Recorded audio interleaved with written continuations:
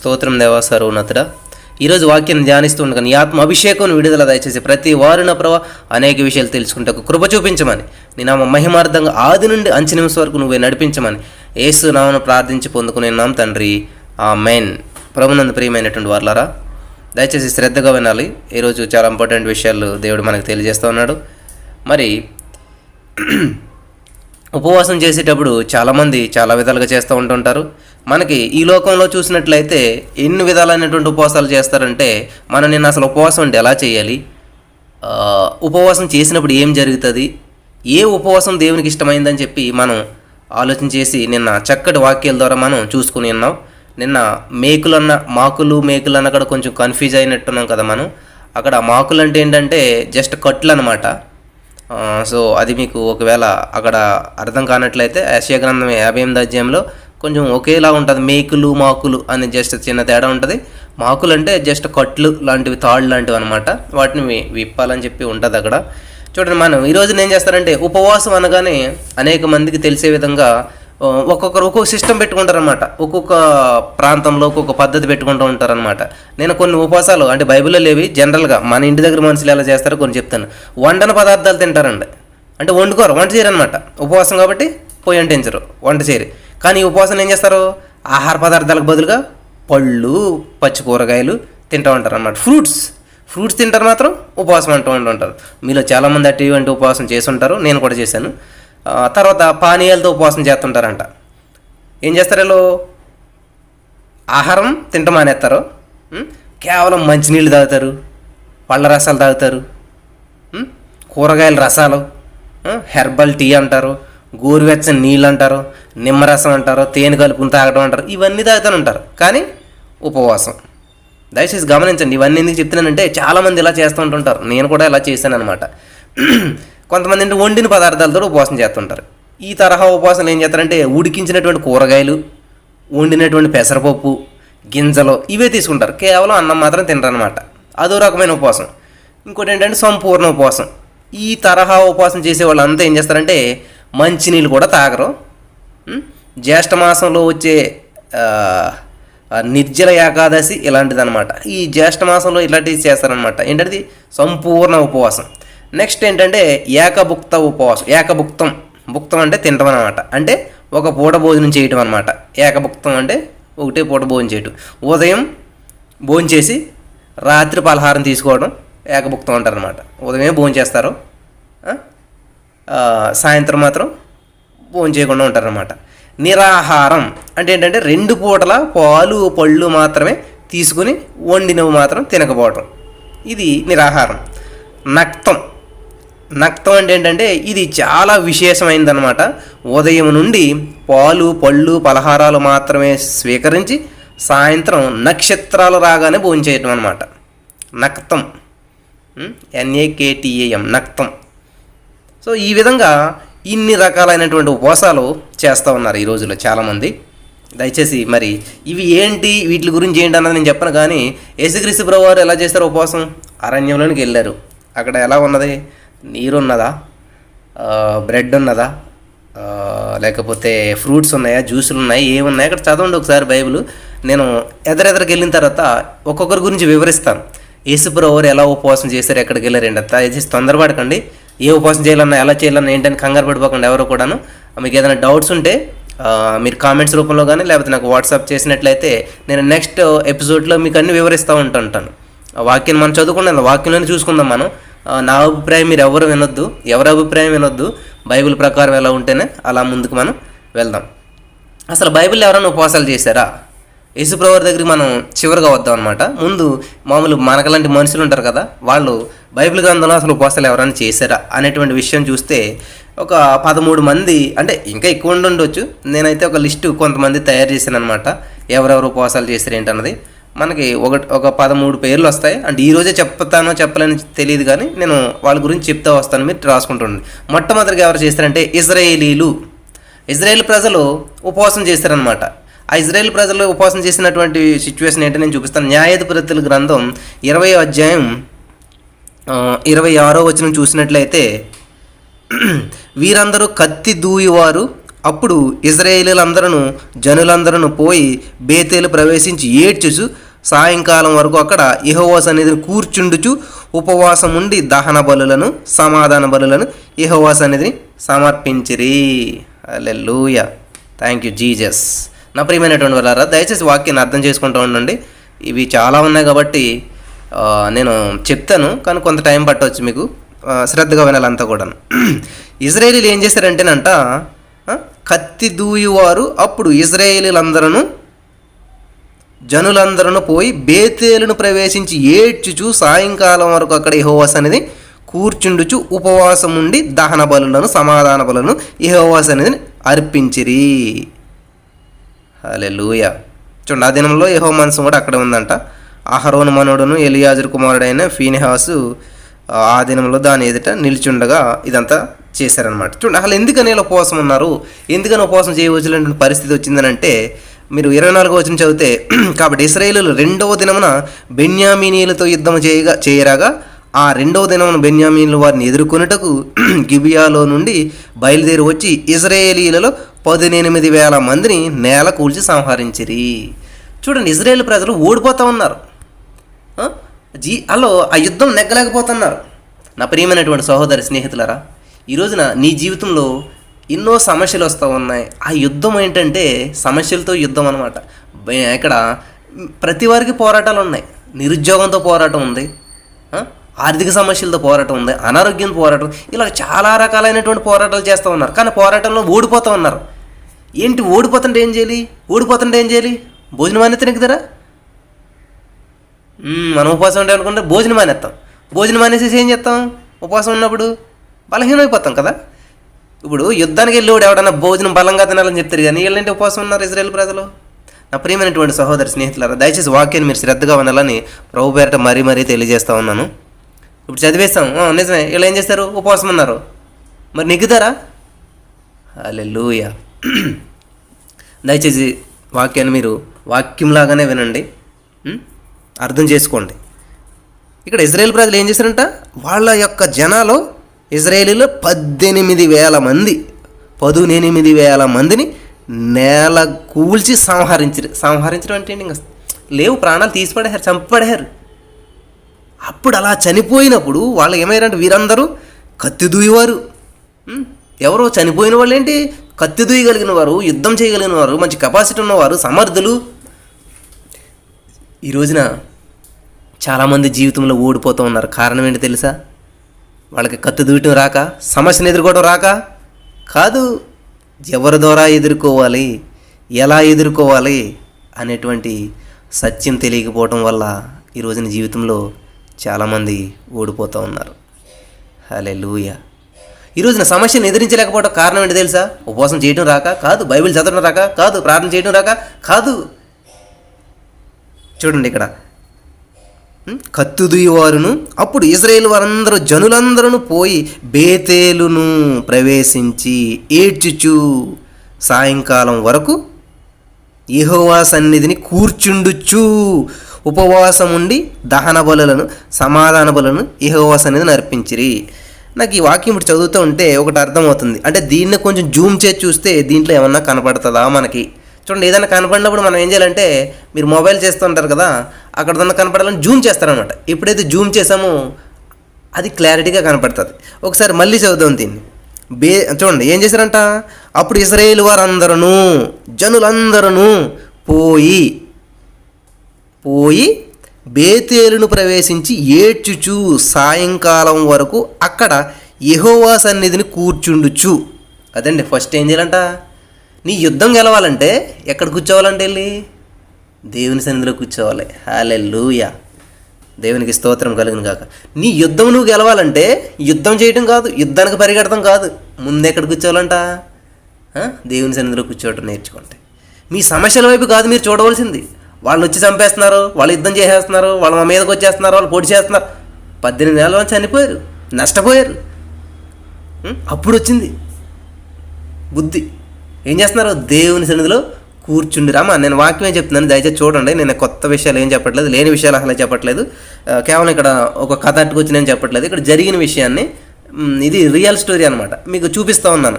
ఏంటంటే కొంచెం జూమ్ చేసి ఆ అక్షరం చదవటం వల్ల మీకు అట్లా కనిపిస్తూ ఉంది. చూడండి ఇక్కడ ఏముందంట, జనులందరూ పోయి బేతేలును ప్రవేశించి ఏడ్చుచు సాయంకాలం వరకు అక్కడ యెహోవా సన్నిధిని కూర్చుండుచు ఉపవాసం ఉండి దహన బలులను సమాధాన బలులను యెహోవా సన్నిధిని అర్పించిరి. హల్లెలూయా, థ్యాంక్ యూ జీసస్. ఏం చేశారమ్మా? దహన బలులను సమాధాన బలులను. ఎందుకు అర్పించారు తెలుసు కదా? బలులు పాప పరిహారార్థంగా మనం చేసిన తప్పులుగా అర్పించేవారు పూర్వకాలంలో. ఇక్కడ ఏం చేస్తున్నారు? దహన బలులు, సమాధాన బలులు. అంటే నువ్వు అర్పించవలసింది ఏదో అర్పించాలి దేవునికి. నువ్వు కూర్చోవటం అంటే ఏంటి? దేవుని దగ్గర మోకరించి దేవుని సన్నిధిలో తగ్గించుకొని ఏం చేయాలంట? మోకరించి ప్రార్థన చేయాలంట. ఆ విధంగా ఎప్పుడైతే దేవుని సన్నిధిలో నిన్ను నీవు తగ్గించుకుంటావో, ఎప్పుడైతే దేవునికి నిన్ను నీవు సబ్మిట్ చేసుకుంటావో, యుద్ధము యెహోవాదే. కూర్చోరా, నువ్వు అలా కూర్చో, నేనే యుద్ధం చేసేస్తాను, ఆ విజయం నీ అకౌంట్లో వేస్తానంటాడు దేవుడు. హల్లెలూయా. చూస్తారా నా ప్రియమైనటువంటి వాళ్ళరా? నేను యుద్ధం చేస్తాను, ఆ యొక్క యుద్ధం ద్వారా వచ్చేటువంటి ఆ యొక్క విజయం నీ అకౌంట్లో వేస్తానంటాడు. కాబట్టి నువ్వు ఏం చేయాలి? ఆయన దగ్గరకు కూర్చోసి ఆయన దగ్గరకు వచ్చి కూర్చుని this is belongs to Jesus, నాకు సంబంధం లేదు ఇది అని చెప్పాలన్నమాట. కాబట్టి నీకు ఏ సమస్య వచ్చినా కూడా నువ్వే చూసుకో తండ్రి, ఇది నా వల్ల కాదు, నేను చేయలేను అన్నప్పుడు దేవుడు ఏం చేస్తాడంట? చూడండి వాళ్ళు ఏం చేస్తున్నారు? ప్రవేశం చేసి సాయంకాలం వరకు అక్కడ యెహోవా సన్నిధిని కూర్చుండుచు ఉపవాసం ఉండి దహన బలులను సమాధాన బలులను యెహోవా సన్నిధిని అర్పించిరి. హల్లెలూయా, దేవునికి స్తోత్రం. హల్లెలూయా. అర్పించినప్పుడు ఏమైందంట? ఆ దినములలో యెహోవా నిబంధన మందసం అక్కడనే ఉండిన అహరోను మనుమడును ఎలియాజరును కుమారుడైన ఫీనెహాసు ఆ దినములో దాని ఎదురు నిలిచేవాడు. ఇశ్రాయేలీలు మరల మా సహోదరులైన బెన్యామీనీలతో యుద్ధమునకు పోదుమా మానుదుమా అని యెహోవా యొద్ద విచారణ చేయగా, యెహోవా వెల్లుడి, రేపు నీ చేతికి వారిని అప్పగించేదనని సెలవిచ్చెను. అప్పుడు ఇశ్రాయేలీలు గిబియా చుట్టూ మాటుగాండ్రను పెట్టింది. హల్లెలూయా. ఇప్పుడు ఏం చెప్తున్నాడంటే దేవుడు, వెళ్ళండి, నేను అప్పగిస్తాను, నేను చేస్తాను యుద్ధం, నేను విజయాన్ని మీకు ఇస్తాను అంటున్నాడు. అంటే వీళ్ళు ఎంతవరకు ఏం చేశారు? ముందు యుద్ధం చేశారు, ఓడిపోయారు. ఏదో సామెత ఉంటుంది, క్షవరం అయితే కానీ వివరం తెలియదంట. అది క్షవరం అయితే వివరం తెలియటం అంటే ఏంటంటే, మనకి నెత్తి మీద ఎక్కడ దెబ్బ తగిలింది అనుకోండి, ఆ గుండు గోరుకి ఆ జుట్టు అంతా తీస్తే కానీ ఓహో ఎక్కడ దెబ్బ తగిలింది అని చెప్పి మనకు వివరం తెలియదు కదా. అలాగే మన దగ్గర ఉన్న డబ్బు అంతా అయిపోవాలి, వయసు అంతా అయిపోవాలి, పళ్ళు అంతా ఊడిపోవాలి. పళ్ళు కూడా పాడాలంది ప్రభావ, ఫాట రావట్లేదంట. ఫాట ఎక్కడొస్తుంది? పళ్ళు లేనప్పుడు. వయసు ఉన్నప్పుడు, అవకాశం ఉన్నప్పుడు దేవుని సందికి రండమ్మా అని చేతులు పెట్టి బ్రతిమాలుతున్నా కూడా ఇప్పుడు ఎవడొస్తాడు అని తిరుగుతూ ఉంటారు చాలామంది. వయసు ఉన్నప్పుడంతా సొంత బలం ఉపయోగించి యుద్ధం చేస్తారని ప్రయాణం చేస్తూ ఉంటుంటారు. 18,000 మంది సంహరించబడిపోయారు. కాబట్టి నువ్వు ఎంత లాస్ పోతున్నావు అంతకు తెలిసిన నా ప్రియమైనటువంటి సహోదరి స్నేహితుడా. దేవుని సహాయం లేకుండా, దేవుని సందులో మోకరించకుండా, దేవుని సందులో ఉపవాసం ఉండి నిన్ను నీవు తగ్గించుకుని ఆయన సమర్పించుకోకుండా నువ్వు వెళ్ళి యుద్ధం చేయడం వల్ల 18,000 మంది చనిపోయారు. హల్లెలూయా. కానీ వాళ్ళు వచ్చి ఏం చేశారంట? యుద్ధం చేయలేదు, ఆయుధం పట్టలేదు, దేవునికి బలి అర్పించరు, కూర్చున్నారండి. తన ప్రియులు నిద్రించుచుండగా ఆయన వారికి ఇచ్చుచున్నాడు అని చెప్పినటువంటి వాక్యం ప్రకారం వాళ్ళు ఏం చేస్తారు? దేవుని సన్నిధిలో వచ్చి కూర్చున్నారంతే, ప్రార్థిస్తున్నారు. వెళ్ళండి మీకు అప్పగింతానన్నాడు. హల్లెలూయా, దేవునికి స్తోత్రం, వందనాలు యేసయ్యా. కాబట్టి ఈరోజు నువ్వు ఎటువంటి స్థితిలో ఉన్నావు? నా వయసు ఉంది, నాకు బలం ఉంది, నాకు ఆస్తి ఉంది అని చెప్పి తిరుగుతున్నావా? వద్దాంలే, ఎప్పుడో చూద్దాం, క్షవరం అయ్యాక అప్పుడు వివరం వస్తుంది అనమాట, అప్పుడు చూద్దాం అనుకుంటున్నావు నువ్వు. కాబట్టి నీ బాల్య దినములు ఏందే నీ సృష్టికర్తను స్మరణకు తెచ్చుకొనుము అని దేవుని వాక్యం సెలవిస్తూ ఉంటే,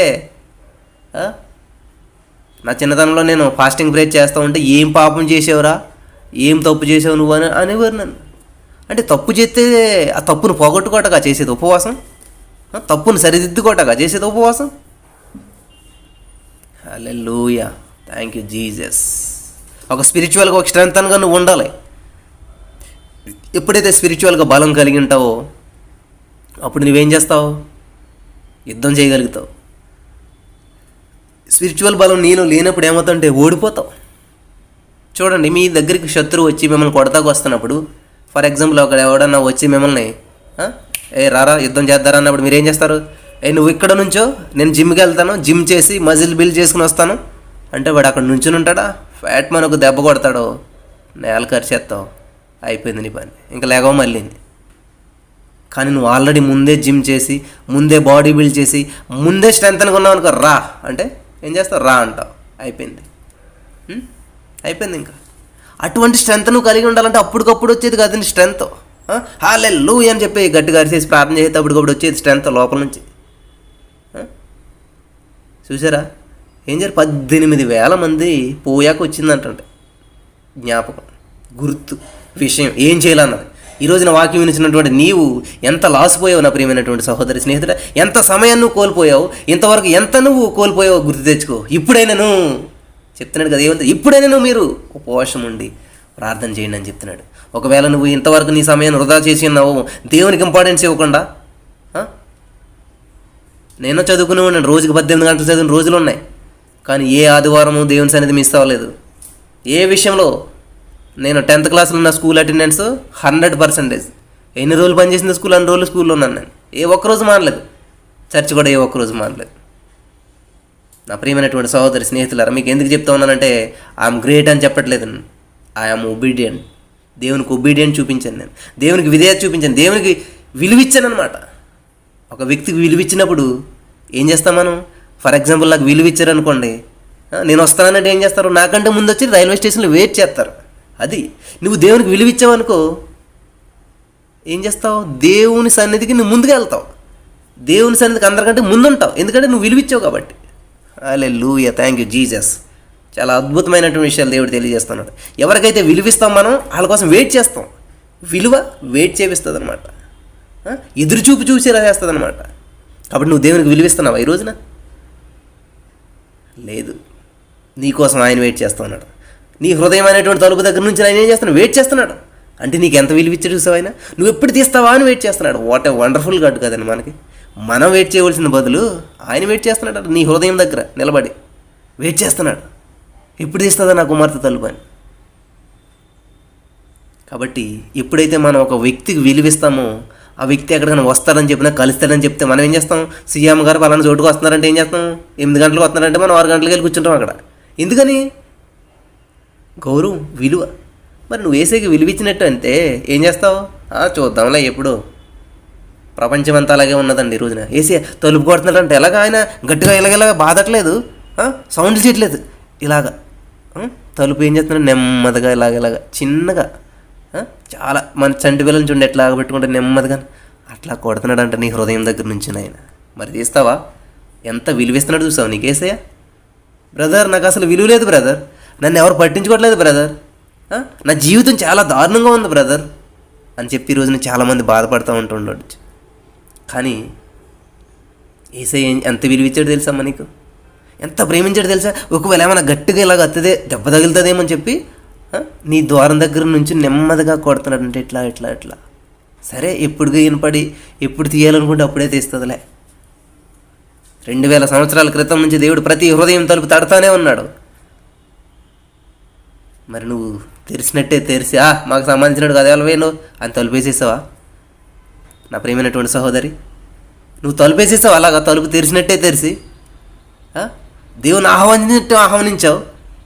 ప్రభా నువ్వు ఇక్కడ ఉంటే నాకు సెట్ అవ్వట్లేదు, నేను టీవీ చూడలేకపోతున్నాను. ప్రభా నువ్వు ఇక్కడ ఉంటే నాకు సెట్ అవ్వట్లేదు, నా వేషాలు నాకు సాగట్లేదు, కొంచెం బయటికి వెళ్ళోసారి అని బయటకు పంపించావా? చాలామంది ఉన్నారండి అలాంటి వాళ్ళు ఈ రోజున కదా. చాలామంది ఉన్నారు ఈ రోజున అటువంటి వాళ్ళు. దేవుడు అని తెలుసా రా అని చెప్పి చాలా సంతోషంగా ఆహ్వానించేశారు. ఉద్రేకపూరితంతో, ఉత్సాహంతో, సంతోషంతో, ఆనందంతో ఉప్పొంగిపోయి అంటారు సుస్వాగతం ఏసయ్యని పలికేహారులో మనకు వచ్చేసాడు. వెంటనే చాలా సంతోషపడి వచ్చేసాడు. కూర్చోబెట్టారు ఇంట్లో.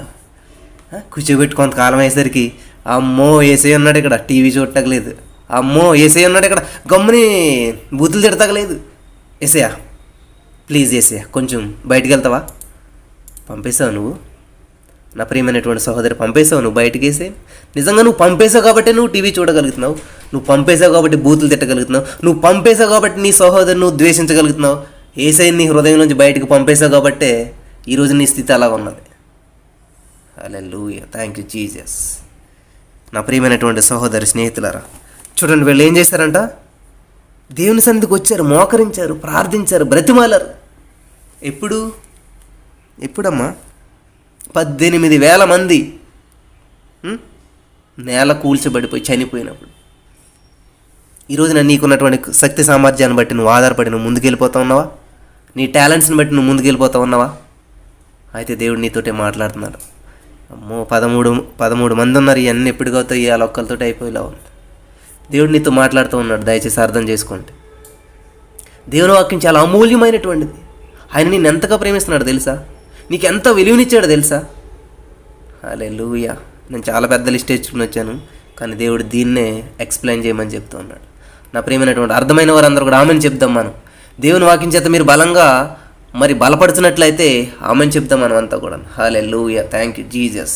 ఈరోజు ఇంతకాలం నువ్వు ఎటువంటి ఉపవాసం చేసి ఉన్నావు? నువ్వు యుద్ధం నెగ్గాలంటే బలంగా తినటం కాదు, తినటం మానేయాలి. నువ్వు విజయం కావాలంటే బలంగా తినటం కాదంట, మానేసేయాలంట. హల్లెలూయా. నువ్వు అర్పించవలసింది ఏంటంటే దహన బలులు, సమాధాన బలులు. సమాధానం కావాలండి.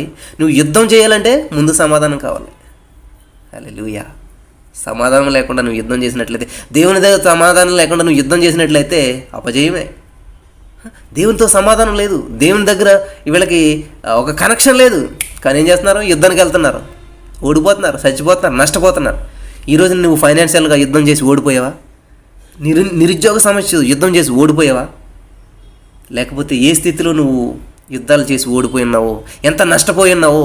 నీ వయసు అయిపోయింది అనుకుంటున్నావా? నీ సమయం అయిపోయింది అనుకుంటున్నావా? ఇప్పుడైనాను అంటాడు, ఇప్పుడైనాను మీరు ఉపవాసం ఉండి అని చెప్తాడు. కాబట్టి దేవుడు చెప్తా ఉన్నాడు, అమ్మ నా ప్రియమైనటువంటి సహోదరి స్నేహితుడా, ఒకవేళ నీ హృదయంలో ఉన్న ఆయన మళ్ళీ బయటికి ఎండేసేమో, ఒక్కసారి బయటికి వెళ్ళు, నేను టీవీ చూడాలి, ఒకసారి బయటికి వెళ్ళి నేను బూతులు తిట్టాలి, ఒకసారి బయటికి వెళ్ళు, నేను కోప్పడాలి, నువ్వు ఉంటే నాకు కుదరతలేదు. అందుకే దావీదు అంటాడు, దేవా నీ ఎదుట నేను పాపం చేయకుండానట్లు. చెప్పండి అమ్మా, ఆ వాక్యం ఎవరికైనా గుర్తుంటే చెప్పండి కొంచెం. దేవా నీ ఎదుట నేను పాపం చేయకుండానట్లు నా హృదయంలో నీ వాక్యమును ఉంచుకొని ఉన్నాను. హల్లెలూయా. ఉన్నదా నీ వాక్యం? ఉన్నదా నీ హృదయంలో వాక్యం? అంటే ఆదియందు వాక్యం ఉండిన వాక్యం దేవుడైండును, ఆ వాక్యమే శరీరధారిగా కృపాసత్య సంపూర్ణంగా మన మధ్యకి వచ్చాడు. ఏం పెట్టుకున్నావు నీ హృదయంలో? ఏం పెట్టుకుని ఉన్నావు? ఆలోచించేయండి. హల్లెలూయా, హల్లెలూయా. దేవా నీ హృదయంలో వాక్యం ఉంటే, యేసయ్య నీ హృదయంలో కూర్చుని ఉంటే నువ్వు ఎలా బూతులు తిట్టగలుగుతావు? నువ్వు ఎలాగ ద్వేషించగలుగుతావు? ఎదుటి వ్యక్తి నువ్వు ఎలా కామెంట్ చేయగలుగుతావు? హల్లెలూయా. దయచేసి గమనించండి. ఈరోజు చాలామంది ఈవెన్ పాస్టర్లని దూషించగలుగుతున్నారు. యేసయ్య లోపల నీ హృదయంలో ఉంటే ఎందుకని నువ్వు ద్వేషించగలుగుతావు? ఎదుటి వాళ్ళు నువ్వు ఎందుకు ద్వేషించగలవు? అంత టైం ఎక్కడ వస్తుంది నీకు అసలని? హల్లెలూయా. నా ప్రియమైనటువంటి సహోదరి స్నేహితులు, ప్రేమించే పనిలో మీరు బిజీగా ఉండమని దేవుడు చెప్తుంటే ద్వేషించడానికి టైం ఎందుకు కేటాయిస్తున్నారు మీరు? అలా ద్వేషిస్తున్నటువంటి వారిని మీరు ఎందుకు ఎంకరేజ్ చేస్తూ ఉన్నారు? ఈరోజు చాలామంది దైవసేవకులు ఒకరినొకరు నిందించకుండా ద్వేషించకుండా వీడియోలు పెడుతుంటే పని పాట లేనటువంటి వారు చాలామంది మీలోనూ ఆ వీడియోలు చూస్తూ కూర్చుంటున్నారు. అంటే మీలో కూడా ఆ ద్వేషించేటువంటి వాళ్ళని అట్రాక్ట్ చేసేటువంటి లోపల ఏదో దాగున్నది మీలో కూడా. మరి ఈ రోజున ఎంతమంది అయితే ఇటువంటి వీడియోలు చూస్తున్నారో వాళ్ళ లోపల కూడా అట్రాక్ట్ చేసే పవర్ ఒకటి ఉన్నది. కాబట్టి ఈ రోజున దేవుడు వదిలేసుకోమని మీతో చెప్తూ ఉన్నాడు. ఈ రోజున ఒక దైవసేవకుడు ఇంకో దైవసేవకుడు దూషిస్తున్నాడంటే ఇద్దరిదే రాంగే.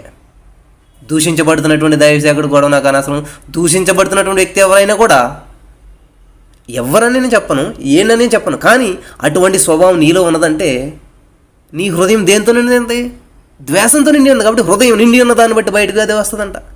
హల్లెలూయా, థ్యాంక్ యూ జీసస్. అంటే నీ హృదయం దేంతో నిండి ఉంది? ద్వేషంతో నిండి ఉంది, కోపంతో నిండి ఉంది. చూడండి, ఎదుటి వ్యక్తి నువ్వు తిడుతున్నప్పుడు నీకు ఎంత ముఖ కవళికలు మారిపోతాయి, నీ ముఖం ఎర్రబడిపోతుంది. అంటే ఎంత లోపల రసాయనిక చర్య జరుగుతుందో తెలుసా నా ప్రియమైనటువంటి వారులరా? ఇదా నువ్వు ఉండి ఉపవాసం ఉండేటువంటి చేసేటువంటి పనులు? దేవుడు స్పష్టంగా మాట్లాడుతున్నాడండి మీతోటి. నేను నమ్ముచున్నాను, దేవుడు నాతో మాట్లాడుతున్నాడు. నాకు బాధ కలుగుతుంది. నన్ను ఎవరైనా కూడా యు ఆర్ వేస్ట్ అంటారనుకో, నాకు ఎలా అది ఎలా ట్రాన్స్ఫార్మ్ అవుతుందంటే నా చెవిలోకి మిషన్ పెట్టాడు దేవుడు అనమాట. ఆ మిషన్లో నుంచి ఈ మాట లోపలికి వెళ్తే ఏమవుతుందంటే యు ఆర్ బెస్ట్ అన్నట్టు వినపడుతుంది. థ్యాంక్ యూ అంటాను నేను. అరే పిచ్చుడు అనుకుంటారు అంటే వాళ్ళు. హల్లెలూయా. కాబట్టి నీకు ఎందుకని అట్లా పని చేయట్లేదు? ఎవరైనా నిన్ను నువ్వు వేస్ట్ అంటే ఐఎమ్ బెస్ట్ అనాలి. అట్లాంటి ట్రాన్సాక్షన్ కలిగినటువంటి ఒక అది చెవి పెట్టుకోవాలి నువ్వు. హల్లెలూయా. వీళ్ళు ప్రార్థన చేశారంటండి, వెళ్ళండి మీకు అప్పగింతానని చెప్పాడు. మరి ఈరోజు నువ్వు ఉపవాసాలు ఉండి దేవుని సందులో నలగొట్టబడుతూ ఎటువంటి హృదయాన్ని కలిగి ఉన్నావు? నువ్వు ఎటువంటి హృదయాన్ని కలిగి ఉన్నావు? ఎదుటి వ్యక్తిని ద్వేషించే హృదయం. బట్ తల మాత్రం శుభ్రంగా కడిగావు, మొగం మాత్రం శుభ్రంగా కడిగావు, స్నానం మాత్రం మంచిగా చేసావు. ఉపయోగం ఏంటి? కుళ్ళిపోయినటువంటి బోన్స్ కలిగి, కుళ్ళిపోయినటువంటి హృదయం కలిగి, కంపు కొట్టేటువంటి స్థితిలో నువ్వుండి పైన మాత్రం సెంటు పూస్తే ఏంటి? చూడండి, డెడ్ బాడీకి ఏం చేస్తారు? చనిపోయినటువంటి బాడీకి నలుగురు వస్తారు కాబట్టి ఇక్కడికి సెంటు రాస్తుంటారు. ఎందుకంటే ఆ బ్యాడ్ స్మెల్ బయటికి రాకూడదని కప్పేస్తుంటారు. నువ్వు కూడా కప్పెట్టేస్తున్నావు ఈ రోజున. నీ హృదయంలో వచ్చే కంపుని ఎవరికి తెలియకుండా కప్పెట్టేస్తున్నావు ఈ రోజున. ఎంత కంపు కొట్టే స్థితి ఉన్నదంటే తెలుసా? లోపల చాలా ఉన్నదన్నమాట. అసలు ఎదట వాళ్ళు ముఖం చూడటం అంటేనే అసహ్యం అనేటువంటి కంపు కొట్టే స్థితి లోపల ఉన్నది నీకు. కానీ ఉపవాసం చేస్తూ ఉంటుంటావు. హల్లెలూయా, స్తోత్రం అంటూ ఉంటుంటావు. నువ్వు పొందిన దెబ్బల ద్వారా నాకు స్వస్థత వచ్చిందంటావు, కానీ నీ లోపల మాత్రం ఆ కంపు కొట్టే హృదయంతో ఉన్నావు. హల్లెలూయా. నా ప్రియమైనటువంటి సహోదరి స్నేహితులారా, మరి ఎందుకని దేవుడు ఎట్లా మాట్లాడుతున్నారో తెలియదు, కానీ ఈ నిజంగా ఇటువంటి స్థితిలో చాలామంది ఉన్నారు ఈ రోజున. నువ్వు ఎందుకని ఈ సమయాన్ని వృధా చేసుకుంటూ ఉన్నావు? ఎవరినో ద్వేషించారని మళ్ళీ నువ్వు దాన్ని చూసి నీ హృదయం ఎందుకు కళంకపరుచుకుంటూ ఉన్నావు? చిన్నతనంలో స్కూల్కి వెళ్తా మేము వెళ్ళే దారిలో ఆవులు ఏం చేస్తుంటాయంటే పేడేస్తుంటాయి అన్నమాట. పెద్ద పెద్ద పేడేస్తే మేమేం చేసేవాళ్ళు, రాళ్ళు తీసి కొట్టేవాళ్ళు. మా యూనిఫామ్ వైట్ షర్ట్ ఉండేది, బ్లూ ప్యాంట్ ఉండేది. ఆ వైట్ షర్ట్ మీద వచ్చే పేడ అంతా పడేది. అంటే మేము ఆ రాడ్ వేయటం వల్ల ఏమయ్యాం? మేము మలినమయ్యాం, మేము కళంకమయ్యాం. ఈరోజు నువ్వు కూడా రాళ్ళు వేస్తున్నావా? ఎవరన్నా పడిపోతే లేవనెత్తుతున్నావా? నువ్వు వాళ్ళ మీద రాళ్ళు వేస్తున్నావా? హల్లెలూయా, హల్లెలూయా. ఎవరన్నా పడిపోయినటువంటి స్థితిలో ఉన్నటువంటి వారిని లేవనెత్తుతున్నావా? లేక వాళ్ళ మీద రాళ్ళు వేస్తున్నావా? హల్లెలూయా. నా ప్రియమైనటువంటి సహోదరి స్నేహితులారా, కాబట్టి మీ హృదయాలు మారాలని ప్రభు దేవుడు నన్ను అనేక పరిస్థితులు గుండా నలగొట్టుకుంటూ తీసుకొచ్చి ఇక్కడ కూర్చోబెట్టి ఈరోజు మీతో మాట్లాడుతూ ఉన్నాడు. ఇవన్నీ నేను అనుభవించాను. ఇవన్నీ ఈవెన్ ఫేస్బుక్, వాట్సాప్ ఏదో ఓపెన్ చేసిన ఈ రోజున ఒక దైవ సేవకుడు ఏమీ లేదండి. దేవుని గురించి చెప్తున్నటువంటిది ఎవరు లేరు. అసలైన సంఘం ఏది, నిజమైన సంఘం ఏది, అసలైన సత్యవాక్యం ఏది, లేకపోతే ఏది ఇట్లా చెప్తున్నారు తప్ప దేవుని మాటలు లేవు. కానీ ఈయన తప్పు చేశాడు, ఆయన తప్పు చేశాడు, తప్పుల్ని వెతుకుతా ఉన్నారే. నీ కంటిలో ఉన్నటువంటి దూలమును తీసివేసుకోకుండా నీవు ఎదుటాళ్ళ కంటిలో ఉన్నటువంటి నలుసుని ఎందుకు ఎదుగుతున్నావు అని చెప్పి దేవుడు నీతో మాట్లాడుతున్నాడు ఈ రోజున. అమ్మా, నా ప్రియమైనటువంటి సహోదరి, నీ స్థితి మార్చుకో. మా అత్తగారు మంచిది కాదనుకో, నువ్వు మంచిదానిగా ఉండు. మా మామయ్య మంచోడు కాదనుకో, నువ్వు మంచిదానిగా ఉండు. మా మామయ్య మా అత్తగారు అసలు నన్ను పట్టించుకోరండి, నువ్వు పట్టించుకోవాలని. వాళ్ళు సరిగ్గా నాతో మాట్లాడరండి, నువ్వు మాట్లాడు వాళ్ళతో. నువ్వు దేవుని తెలుసుకున్నావు కదా, నువ్వు దేవుని ప్రేమను రుచి చూసావు, నువ్వు దేవుని ప్రేమను తెలుసుకున్నటువంటి వ్యక్తి కాబట్టి నువ్వు ఉపవాసాలు చేస్తావు, దేవుని సన్నిధిలో జీవిస్తూ ఉంటావు, తగ్గించుకుంటూ ఉంటావు. కాబట్టి నువ్వు మాట్లాడు. నా ఫ్రెండ్స్ నాతో మాట్లాడరండి, నేనంటే ఇష్టం ఉండదు. కాబట్టి నువ్వు ఇష్టంగా ఉండు వాళ్ళకి, నువ్వు ఇష్టపడు వాళ్ళని. హల్లెలూయా, థ్యాంక్ యూ జీసస్. నా ప్రియమైనటువంటి వారు, అదండ అసలైనటువంటి ఉపవాసం అంటేనే. అది దేవునికి ఇష్టమైనటువంటిది. నీ శత్రువును ప్రేమించడం, మిత్రులుగా చేసుకోవటం, నిన్ను అసహించేవారిని, నిన్ను ద్వేషించేవారిని, నిన్నుగా చూడని, నిన్ను ఒక హీనంగా చూసేటువంటి వారిని కూడా నువ్వు విలువనివ్వాలి. నీకెవరన్నా విలువిస్తారా? నీకున్నటువంటి స్థితిని బట్టి ఎవరెవరు? ఘోరమైన వ్యాధి కలిగిన హృదయం అయినా కూడా ఆ ఘోరమైనటువంటి వ్యాధి కలిగినటువంటి హృదయం దగ్గరికి వచ్చి తలుపుకుంటున్నారట. ఆ హృదయానికి కూడా దెబ్బ కలగకూడదని. ఆ ఘోరమైన వ్యాధి కలిగినటువంటి హృదయం మనం ఏం చేస్తాం? పాడైపోయిందని చెప్పి ఏం చేస్తాం? వెంటనే డస్ట్బిన్లో పడేస్తాం. ఏదైనా చిన్న పెన్ను విరిగిపోయినా ఏదైనా. కానీ దేవుడు ఏం చెప్తుంటే తెలుసా? ఇది విరిగిపోయింది, ఇది నలిగిపోయిందంట. నలిగిన బలియాగమే దేవునికి ఇష్టమైనటువంటిదంట. నలిగిన హృదయమే దేవునికి ఇష్టమైందంట. నా హృదయం నలిగిపోయింది బ్రదర్, నా పరిస్థితి బాగోలేదు బ్రదర్, కానీ దేవుడికి అది ఇష్టమంట. హల్లెలూయా. ఎంత గొప్ప దేవుడు అండి మనం కలిగి ఉన్నది. కాబట్టి ఇశ్రాయేలీలు ఏం చేశారంట? దేవుని సన్నిధికి వచ్చారు, మోకరించారు, ప్రార్థన చేశారు. యేసయ్యా అది సమాధాన బలి. సమాధానం ఉండాలి. ఇంతకీ సమాధానం గురించి చెప్తున్నాం ఇవన్నీ కూడా. నువ్వు ఎన్నో ఉపవాసాలు చేసినా 40 రోజులు, 40 గంటలు, 40 సెకండ్లు కూడా ఉపయోగం ఉండదు నీకు సమాధానం లేకపోతే. ఈరోజు సమాధాన బలి అర్పించడం అంటే ఏంటంటే ఏదో తీసుకొచ్చి నరికేసి చేయటం కాదు. ఇది సమాధాన బలి. నీ ఫ్రెండ్స్తో సమాధానం ఉందా? నీ స్నేహితులతో సమాధానం ఉందా? నీ అత్తమామలతో సమాధానం ఉందా? నీ ఇరుగు పొరుగు వాళ్ళతో లేదు. కానీ ఉపవాసం ఎన్ని రోజులు? 40 రోజులు. ఎన్ని సంవత్సరాలు బట్టి? 40 సంవత్సరాలు బట్టి ప్రతి సంవత్సరం 40 రోజులు ఉపవాసం చేస్తున్నాం. ఉపయోగం ఎంత? 40 సెకండ్లు కూడా లేదు. మరి ఎందుకు టైం వేస్ట్ కదా ఇదంతా? హల్లెలూయా. నా ప్రియమైనటువంటి సహోదరి స్నేహితులారా, దేవుని వాక్యాన్ని మీరు శ్రద్ధగా వినాలని ప్రభు పేరట మనవి చేస్తూ ఉన్నాను. దేవుని వాక్యం వింటున్నప్పుడు దేవుడు స్పష్టంగా మీతో మాట్లాడతాడు. ఆ వాక్యాన్ని మీరు రిసీవ్ చేసుకోవాలి, దాన్ని ఫాలో అవ్వాలి. అప్పుడు మాత్రమే దేవుని సన్నిధిలో మనం దేవుని దీవెనలు మనం పొందుకోగలుగుతాం. హల్లెలూయా. విరిగి నరిగిన మనసేనంట దేవునికి ఇష్టమైన బలియాగు. విరిగిన పెన్న పడేస్తావు, విరిగిన చెప్పు పడేస్తావు పెంట మీద. ఏదైనా విరిగిన నీ ఇంట్లో ఉంచుకో. ఎక్కడ పడేస్తావు? పెంట మీద పడేస్తావు. ఆ పెంట మీద పడేసిన దాన్నే దేవుడు తీసుకుంటాడంట. అందరి దృష్టిలో నువ్వు పెంటవు, పనికిరావు. కానీ ఏసే దృష్టిలో పరమ ఔషధంలా ఫీల్ అవుతాడంట ఆయన. రా బిడ్డ, రా నా ఒళ్ళో కూర్చో. నువ్వు పెంట మీద కాదు ఉండవలసిందా నువ్వు. కాబట్టి అందుకే నువ్వు నేను పెంటని, లేకపోతే నేను ఎందుకు పనికిరాను దాన్ని. కరెక్టే నువ్వు చెప్పిందంతా. ఎవరికే పని చేయవు నువ్వు కూడా. ఎందుకు పనికిరావు. నువ్వు నిజంగా పెంటవే. ఇక్కడ అందరి దృష్టిలో. కానీ అందరి దృష్టిలో నేను పెంటనే పనికి మళ్ళీ అను. కానీ దేవుని దగ్గరికి వచ్చినప్పుడు ఎలా ఉండాలంట? ఆయన ఏం చేస్తాడు? ఆయన ఒళ్ళో కూర్చోబెట్టుకుంటాడు. మరి నువ్వు పెంట ఎందుకు అవుతావు? కాబట్టి దయచేసి వాక్యంలాగా అర్థం చేసుకోండి. నిన్ను ఒకరు ప్రేమించే వ్యక్తి ఉన్నాడు, నీకోసం ప్రాణం పెట్టేశాడు ఆయన. నీ కొరకు ఆయన రక్తం చిందించాడు. రక్తం అంతా అయిపోతే కూడా ఆ నుసి నీళ్ళు ఉంటాయి కదండి, కొంచెం వాటర్ ఉంటుంది, అది కూడా చిందించేశాడు. తెలుసా నా ప్రియమైనటువంటి సహోదరి స్నేహితులారా? అంతగా ప్రేమించినటువంటి వ్యక్తికి నువ్వు ఇచ్చేటువంటి విలువ ఏంటి ఆలోచన చేసావు ఒకసారి? అంతగా నిన్ను ప్రేమిస్తున్నటువంటి వ్యక్తికి నువ్వు ఇచ్చేటువంటి విలువ ఏంటి? హల్లెలూయా.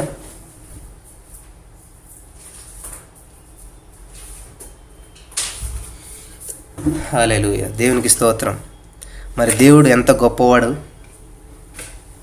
ఆ ఇజ్రాయేల్ ప్రజల విషయంలో చేసినటువంటి అద్భుతాలను దేవుడు నీ జీవితంలో చేయడానికి సిద్ధంగా ఉన్నాడమ్మా. వెళ్ళు, నీకు అప్పగిస్తానన్నాడు. కాబట్టి నువ్వు ఎప్పుడైతే సమాధానం కలిగి చక్కటి బలి అర్పించడం అంటే నీ హృదయాన్ని సమర్పించుకోవటం అమ్మా. బలి అర్పించడం అంటే కోళ్ళను మేకలను బట్టి రమ్మట్లేదు దేవుడు. హృదయం, నీ హృదయాన్ని ఆయన దగ్గర సమర్పించి అది ఆ విధంగా చేసినప్పుడు ఉపవాసం అంటే భోజనం మానేసేయటం చూసాం కదా, మన పళ్ళు పలహారాలు అవి తింటూ. ఇప్పుడు సమస్య ఇక్కడ నువ్వు నీళ్లు తాగొచ్చా తాగకూడదా, ఉమ్ము మింగొచ్చా మింగకూడదా, ఇవి కాదు సమస్య. నువ్వు ఉమ్ము మింగేసినా, నీళ్లు తాగేసినా, టీ తాగేసినా, కానీ నీ హృదయ స్థితి ఎలా ఉందో అది ఇంపార్టెంట్. నువ్వు నీళ్లు తాగకుండా చేసేసినంత రాని దేవుడు దిగొచ్చాడు. కనీసం ఉమ్ము కూడా మింగకుండా చేసేసినంత రాని దేవుడు దిగొచ్చేసాడు. నీ హృదయ స్థితి అన్నమాట ఇది. కాబట్టి మేకప్ చేస్తున్నావా, మేనేజ్ చేస్తున్నావా, మెప్పిస్తున్నావా? ఇవేమి పనిచేయవు దేవుని దగ్గర. ఎందుకంటే ఇవన్నీ పైపైన ఉంటాయి, కనపడవు ఎవరికైనా. లోపల చూస్తాడు దేవుడు. హృదయాంతరంగం పరిశీలించేటువంటి దేవుడు నీ హృదయ స్థితి ఎలాగున్నది. వాళ్ళు ఏం చేస్తారంటే అక్కడ సమాధాన బలి అర్పించారు. దేవుని సన్నిధికి వచ్చి చక్కగా కూర్చున్నారు. కూర్చునే టైం లేదండి. ఉపవాసం ఉంటుంది చాలామందికి, కూర్చునే టైం లేదు.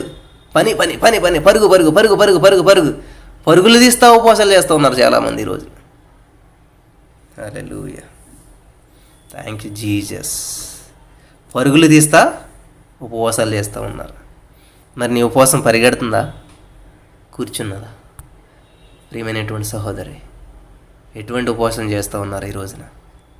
వాళ్ళు ఏం చేస్తారంటండి, సాయంకాలం వరకు. హల్లెలూయా. కాబట్టి సాయంకాలం నీ శత్రువులు అస్తమించేంత వరకు. సాయంకాలం అంటే అస్తమించాలి. నీ శత్రువులు ఏం చేయాలంట, నీ సమస్య అంట అస్తమించేంత వరకు అది ఓడిపోవాలి, అస్తమించాలి. హల్లెలూయా. సాయంకాలం వరకు అక్కడ యెహోవా సన్నిధిని కూర్చుంటూ ఉపవాసం ఉండి దహన బలులను సమాధాన బలులను యెహోవా సన్నిధిని అర్పించిరి. హల్లెలూయా. మరి నేను ఇంతకు మించి ఎదరికి వెళ్ళాలనుకోవట్లేదు ఈరోజు. ఎందుకంటే ఇంకొక అంశం స్టార్ట్ చేసినా కూడా ఎటు కాకుండా అవుతుంది. కాబట్టి ఈరోజు దేవుడు స్పష్టంగా మాట్లాడాడు మనతోటి. ఎటువంటి ఉపవాసం చేస్తూ ఉన్నాం, ఎటువంటి స్థితిలో మనం ఉన్నాం అని చెప్పి దేవుడు మనతో మాట్లాడాడు. హల్లెలూయా. Thank you Jesus. హల్లెలూయా. హల్లెలూయా. హల్లెలూయా. Thank you Jesus. నా ప్రియమైనటువంటి వర్లారా, ఇంకో చోటు కూడా ఉన్నది ఇశ్రాయేల్ గురించి. 1 సమూయేలు 7వ అధ్యాయం 5వ వచనం చూసినట్లయితే, అంతటా సమూయేలు ఇశ్రాయేలీయులందరినీ మిస్పాకు పిలువనంపుడి, నేను మీ పక్షమున యెహోవాను ప్రార్థన చేతునని చెప్పగా, వారు మిస్పాలో కూడుకుని నీళ్లు చేది యెహోవా సన్నిధిని కుమ్మరించి ఆ దినమున ఉపవాసం ఉండి యెహోవా దృష్టికి మేము పాపాత్ములమని ఒప్పుకొనిరి. మిస్పాలో సమూయేలు ఇశ్రాయేలీయులకు న్యాయం తీర్చుచూ వచ్చెను. ఇశ్రాయేలీయులు మిస్పాలో కూడి ఉన్నారని ఫిలిష్తీయులు వినినప్పుడు ఫిలిష్తీయులు సర్దారులు ఇశ్రాయేలీయుల మీదకు వచ్చిరి. చూడండి, ఫస్ట్ ఇలా ఏం చేస్తున్నారంట? ఇశ్రాయేలు ప్రజలు యెహోవాను అనుసరింప దుఃఖించుండగా సమూయేలు చూసాడనంట. వీళ్ళు చాలా దేవునికి వ్యతిరేకమై జీవిస్తున్నప్పుడు వీళ్ళ మీదకి ఫిలిష్తీయులు వచ్చారన్నాడు. ఫిలిష్తీయులు యుద్ధం చేయడానికి వచ్చినప్పుడు చూడండి, ఇక్కడ మనకు 3వ వచనం నుంచి చదివితే తెలుస్తుంది అనమాట. 7వ అధ్యాయం మొదటి నుంచి చూడండి, సమయం మనకు అయిపోవచ్చింది.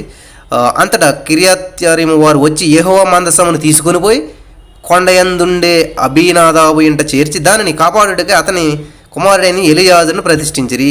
మందసము కిర్యత్యారీములో నుండిన కాలము 25 సంవత్సరములు. ఆయన ఇశ్రాయేలీయులందరూ యెహోవాను అనుసరింప దుఃఖించుచుండగా సమూయేలు ఇశ్రాయేలీయులందరితో ఇట్లనండి, మీరు పూర్ణ హృదయముతో యెహోవా యొద్ద మీరు మళ్ళుకొని ఎడల అన్య దేవతలను అస్తారోతు దేవతలను మీ మధ్య నుండి తీసివేసి, తీసివేసి ఏంటంట? అన్య దేవతలను అస్తారోతు దేవతలను ఇవన్నిటిని తీసివేయాలంట. కాబట్టి నువ్వు దేన్ని పూజిస్తూ ఉన్నావు, దేవుని ఆరాధిస్తూ ఉన్నావు ఈ రోజున. నీ సెల్ ఫోన్ నీకు ఆరాధ్య దైవం అయిపోయిందా? లేకపోతే ఇంకా చాలామందికి చాలా హ్యాబిట్స్ ఉంటాయండి. ఒక్కొక్క ప్రోగ్రామ్ చూస్తారు, ఒక్కొక్క టీవీ షో చూస్తారు, లేకపోతే సీరియల్ చూస్తారు. ఇవన్నీ కూడా చాలా వాటిని ప్రేమిస్తూ ఉంటారు. వాటికి నువ్వు ఆరాధిస్తున్నావు, అవన్నీ తీసివేసేయాలంట. తీసివేసేసి మీ హృదయములను యెహోవా తట్టు మీ హృదయములను పట్టుదల కలిగంట, పట్టుదల ఆయనను సేవించుడి. హల్లెలూయా. అప్పుడు ఆయన ఫిలిష్తీయుల చేతిలో నుండి మిమ్మల్ని అప్పుడు ఆయన ఏం చేస్తాడంట? ఫిలిష్తీయుల చేతిలో నుండి మిమ్మల్ని కాపాడతాడు. హల్లెలూయా. అంతటా ఇశ్రాయేలీయులు బయలుదేరి దేవతలను అస్తారోతు దేవతలను తీసివేసి యెహోవాను మాత్రమే సేవించిరి. అవన్నీ తీసివేసి దేవుని సేవిస్తూ అప్పుడు ఏం చేస్తారంట? ఉపవాసం ఉన్నప్పుడు చూడండి, మన దేవుడైన యెహోవా ఫిలిష్తీయుల చేతిలో నుండి మనల్ని రక్షించినట్లుగా మా కొరకు ఆయనను ప్రార్థన చేయట అని చెప్పేసి ఈ యొక్క సమూయేలును వద్దగా మనం చేయగా, సమూయేలు పాలు విడిన ఒక గొర్రె పిల్లను తెచ్చి యెహోవాకు సర్వాంగ బలిగా అర్పించి ఇశ్రాయేలు పక్షమున యెహోవాను ప్రార్థన చేయగా యెహోవా అతని ప్రార్థన అంగీకరించిన సమూయేలు దహన బలి అర్పించుచుండగా ఫిలిష్తీయులు యుద్ధము చేయుటకై ఇశ్రాయేలీయుల మీదకు వచ్చిరి. అయితే యెహోవా ఆ దినమున ఫిలిష్తీయుల మీద మెండుగా ఉరుములు ఉరుమించి వారిని తారుమారు చేయగా వారి ఇశ్రాయేలీయుల చేత ఓడిపోయిరి. హల్లెలూయా. ఎలా వచ్చిందండి ఇశ్రాయేలీయులకు విజయం? యుద్ధం చేశారు వాళ్ళు, ఉపవాసం చేసి ప్రార్థన చేశారు. ఉపవాసం చేసి ప్రార్థన చేస్తే వీళ్ళ నిమిత్తం సమూయేలు ప్రార్థించగా ఏమైందంట? ఉరుములు వచ్చి తారుమారైపోయిందంట. హల్లెలూయా. Thank you Jesus. ఏమైందంటండి? తారుమారైపోయిన పరిస్థితులు. కాబట్టి నువ్వు ఎప్పుడైతే ప్రార్థన చేస్తావో నీ మీదకి వచ్చినటువంటి శత్రువుల యొక్క ఆ కుయుక్తినంతా కూడా తారుమారు చేస్తాడు దేవుడు. హల్లెలూయా. హల్లెలూయా. Thank you Jesus. చూడండి, ఇశ్రాయేలీయుల చేత ఓడిపోయిరి. ఇశ్రాయేలీయులు మిస్పాలోని బయలుదేరి బెత్ వరకు వచ్చి ఫిలిష్తీయులను తరిమి హతము చేసిరి. ఈరోజు నీ సమస్య నువ్వు తరమబోతున్నావు, దాన్ని హతమ చేయబోతున్నావు. ఏదైనా సరే నీ సమస్య నువ్వు తరిమి దాన్ని హతమ చేస్తా ఉన్నావు. ఆర్థిక అనారోగ్య నిరుద్యోగ పేదరిక సమస్య ఏదైనా కూడా దాన్ని నువ్వు తరుముచున్నావు, దాన్ని హతమ చేస్తూ ఉన్నావు. హల్లెలూయా. చాలా వండర్ఫుల్ మెసేజ్ అండి. ఈ రోజున దేవుడు చాలా అద్భుతంగా మాట్లాడి ఉన్నాడు. మరి ఇశ్రాయేలు ప్రజలు ఉపవాసం ఉన్నప్పుడు దేవుడు ఎన్నో అద్భుతాలు చేసేటండి. శత్రువులను తరిమి వాళ్ళని హతమ చేసేలాగా దేవుడు వారికి అధికారం ఇచ్చిన్నాడు. ఈరోజు నువ్వు వాక్యం ఇచ్చినటువంటి నీ మీదకి వస్తున్న శత్రువు ఏదైతే ఉన్నదో దాన్ని తరిమి హతమ చేయటకు దేవుడు శక్తినిస్తూ ఉన్నాడు. శక్తి కలిగినటువంటి దేవుడు, సమర్థుడైనటువంటి దేవుడు నీకు అధికారం ఇచ్చి ప్రతి దాని మీద నీకు విజయం ఇస్తూ ఉన్నాడు. నమ్మిన వారు రిసీవ్ చేసుకోండి, పొందుకోండి. ఖచ్చితంగా మీరు విజయం పొందిన వీఆర్ మోర్ దెన్ ఎ కాంకరర్, అత్యధిక విజయం పొందినటువంటి వ్యక్తులు మీరు ఈ రోజున. హల్లెలూయా. ఏ సమస్య అయితే మీ మీద ఏలుబడి చేస్తూ ఉందో, ఏదైతే మిమ్మల్ని తరుగుతూ ఉందో, ఈ రోజున ఆ సమస్యపై దేవుడు చక్కటి విజయం ఇచ్చాడు మీకు. నమ్మండి, పొందుకోండి. ప్రార్థన చేసుకుందాం. సకల ఆశీర్వాదములకు కారణభూతమైనటువంటి పరలోకమందున మా పరమ తండ్రి, నువ్వు చాలా అద్భుతమైనటువంటి విషయాలు మాకు తెలియజేస్తూ ఉన్నావు. ఈ రోజు నా ప్రభావ నువ్వు మాకు తెలియజేసినట్లుగా ఇశ్రాయేలు ప్రజలు నా ప్రభావ యుద్ధం చేసినప్పుడు 18,000 మంది చనిపోయారు. కానీ నీ దగ్గరకు వచ్చి నీ సన్నిధిలో కూర్చుండి ఉపవాసం ఉండి ఆ యొక్క దహన బలులను సమాధాన బలులను అర్పించినప్పుడు వారు విజయం పొందారు. వాళ్ళని అప్పగిస్తాను, మీకు విజయం ఇస్తానని చెప్పిన దేవా, ఈ రోజున ఇక్కడ నీ బిడ్డలకు అనేక మంది నీ సన్నిధిలో వచ్చి ఉన్నారు, కూర్చున్నారు, మోకరించారు. మరి ఎవరైతే నా ప్రభా ఈ యొక్క ప్రార్థన చేస్తూ ఉన్నారో, ఎవరైతే నిన్ను నమ్ముచూ ఉన్నారో, ఎవరైతే నీ మీద ఆధారపడుతూ ఉన్నారో, యేసు నామములో నీ అభిషేకం చేత వారందరూ నడిపించండి నా ప్రభా. విన్న వాక్యం వ్యర్థం కాకుండా ప్రతి హృదయంలో నాటబడి ఫలించి అభివృద్ధి చెందినట్లు సహాయం చేయమని ప్రార్థన చేస్తున్నాను తండ్రి. హల్లెలూయా, హల్లెలూయా. ప్రతిరోజు అద్భుత రీతిలో మాట్లాడుతున్నాను తండ్రి. మమ్మల్ని మేము నీకు సమర్పించుకున్నప్పుడు, మమ్మల్ని నా ప్రభా మీకు సబ్మిట్ చేసుకున్నప్పుడు చాలా అద్భుతంగా మాట్లాడుతుంటావు నా తండ్రి. కాబట్టి నా ప్రభా వీరందరూ అత్యధిక విజయం పొందిన వారు నా తండ్రి. ఇక్కడ ఉన్న వాళ్ళందరూ కూడా విజయం పొందిన వారు నా తండ్రి. అటువంటి విజయములు వీరందరూ నడిపించమని, ఏదైతే కోల్పోయారో అదంతా దక్కించుకున్నట్టుకు కృప చూపించమని ప్రార్థిస్తాను. నువ్వు సహాయం చేస్తున్నందుకు వందనాలు తండ్రి. హల్లెలూయా, థ్యాంక్ యూ జీసస్. వందనాలు నా ప్రభా. రేపటి కాల సమయంలో కూడా మరలా కూడుకుని మేము స్తుతించే భాగ్యం దయచేయమని, విన్న వాక్యం వ్యర్థం కాకుండా ప్రతి హృదయంలో నాటబడాలి నా ప్రభా. అది ఫలించాలి, నాటబట్టమే కాదు, 30, 60, 100, 1000 అంతలుగా ఫలింపజేయమని కృప చూపించమని ప్రార్థిస్తూ ఉన్నాను. ఇంతవరకు చేసినటువంటి ప్రభా ప్రార్థన నా ప్రభు నువ్వు ఆలకించవని, ప్రార్థనకు ప్రతిఫలం దయచేసావని నేను నమ్ముచు పొందుకొని నా పరమ తండ్రి. ఆమెన్.